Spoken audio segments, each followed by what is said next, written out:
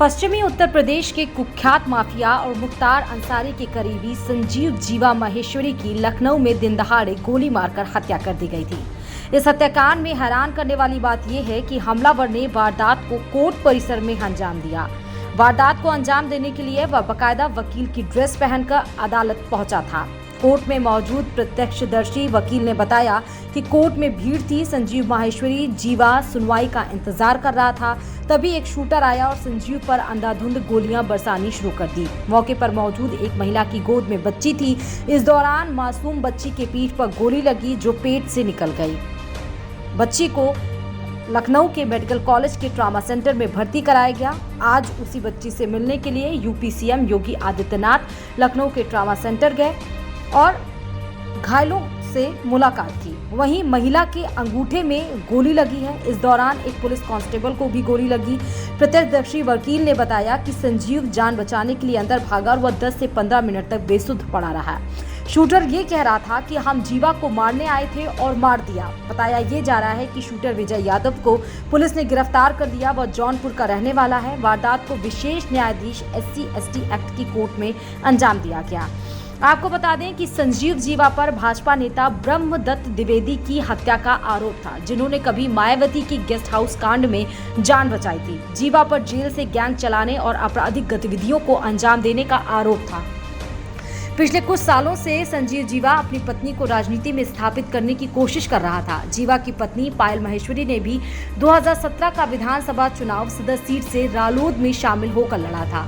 संजीव जीवा इस समय लखनऊ जेल में बंद था। 90 के दशक में संजीव माहेश्वरी ने अपना खौफ पैदा करना शुरू किया। फिर धीरे धीरे वह पुलिस और आम लोगों के लिए सिरदर्द बन गया। शुरुआती दिनों में वह एक डिस्पेंसरी संचालक के यहाँ कंपाउंडर का काम करता था। इसी नौकरी के दौरान संजीव जीवा ने अपनी बॉस यानी कि डिस्पेंसरी के संचालक का अपहरण कर लिया था। इसके बाद से वह जुर्म की दुनिया में कदम बढ़ाता चला गया। बताते चलें कि इससे पहले प्रयागराज में पुलिस की मौजूदगी में 3 शूटर्स ने अतीक अहमद और उसके भाई अशरफ की गोली मारकर हत्या कर दी थी। अब आपको बताते हैं कि वो विजय यादव जिसने दिन दहाड़े कोर्ट परिसर में संजीव माहेश्वरी के ऊपर ताबड़तोड़ गोलियां बरसाई, वो आखिर है कौन। दरअसल आरोपी विजय यादव जौनपुर जिले के केराकत कोतवाली थाना अंतर्गत सुल्तानपुर गांव का रहने वाला है। वह वकील की ड्रेस में था। पुलिस ने उसे गिरफ्तार भी कर लिया। लखनऊ कोर्ट परिसर में हुए हत्याकांड में विजय यादव का नाम आने के बाद जौनपुर पुलिस भी सक्रिय हो गई है। आरोपी के पिता श्यामा यादव ने बताया कि वह पहले मुंबई में रहकर नौकरी करता था। वह 1.5 माह पहले जौनपुर आया था और 10 मई को एक रिश्तेदार के यहाँ शादी में शामिल हुआ था। श्यामा यादव के अनुसार काम की तलाश में विजय 11 मई को लखनऊ आ गया था। उसके बाद अपने पिता को फोन पर उसने बताया था कि उसे लखनऊ में जल पाइप का काम मिल गया है। विजय 4 भाइयों में से दूसरे नंबर का है।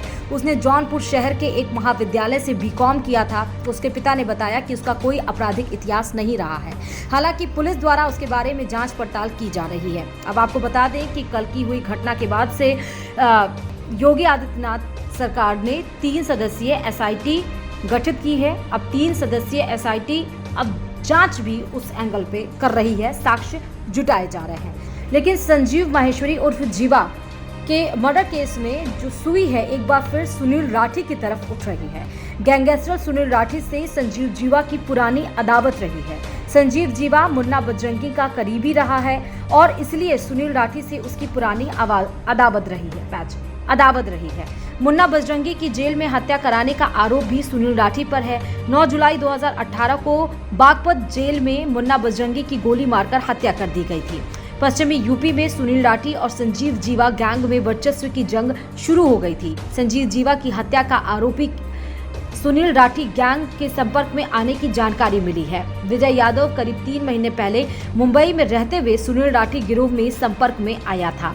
अब SIT में खुलासा हो पाएगा कि क्या वाकई विजय यादव का कोई भी पहले आपराधिक रिकॉर्ड नहीं रहा है। वो सुनील राठी के संपर्क में कैसे आया, कैसे क्या किया, इसमें इस्तेमाल पिस्टल वो कहां से आई, ये सब जांच का विषय। एक तरफ जहां उत्तर प्रदेश में 0 टॉलरेंस की नीति कायम हो रही है, जहां रामराज की स्थापना की बात कही जा रही है, ये कहा जा रहा है कि अब गले में तख्ती डालकर घूम रहे गैंगस्टर अब डर रहे हैं। वो अपने परिवारों के साथ आके पुलिस को में आने की बात कर रहे हैं कि उन्हें वो सरेंडर कर रहे हैं। दूसरी तरफ इस तरह के दुर्दांत अपराधी जो दिन दहाड़े कोर्ट परिसर में, दिन दहाड़े रोड पर बड़े बड़े माफियाओं को जो ताबड़तोड़ गोलियां बरसा के मार रहे हैं, वो कौन है? या ये बदले की कहानी है, या एक उत्तर प्रदेश में एक नया गैंगवार शुरू हो रहा है? सरकार को सख्त कदम उठाने की जरूरत है। Bureau report, Dainik Bhaskar digital.